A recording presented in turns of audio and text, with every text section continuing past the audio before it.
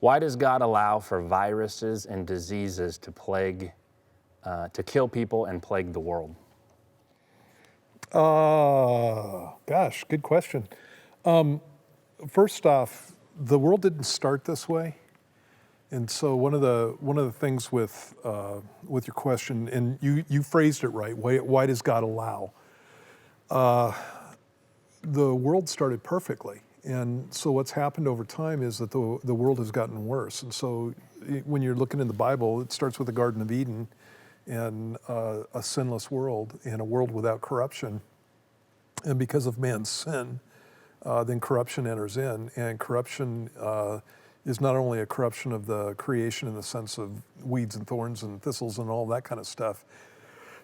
It has to do with the corruption of mankind, the corruption of our bodies. That's mutations, and mutations are things that not only take place in humankind, but they take place in the animal world, including viruses.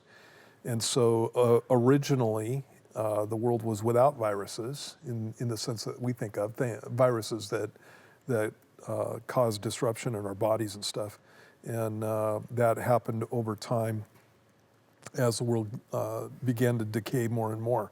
And so ultimately, it's the fault of mankind. It's our sin that's brought this in, and so you have that. As far as why God allows these things to be plagues, well, you have good examples with the plagues of Egypt.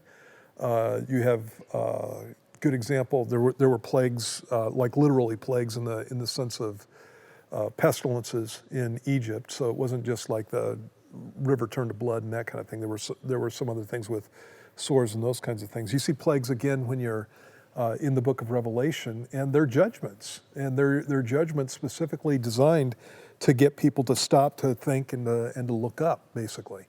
And so ultimately, when I look at the issue of God allowing certain things to go on in a believer's life, or even at times causing those things, and there are times when God literally causes plagues.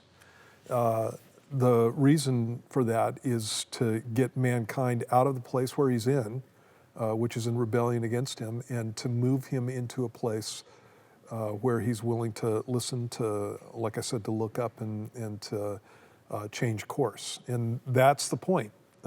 It's the goodness of God that leads men to repentance, but if God's goodness doesn't work, then he turns up the heat. And so that's why I think he does it. Okay, I'm gonna let that ride.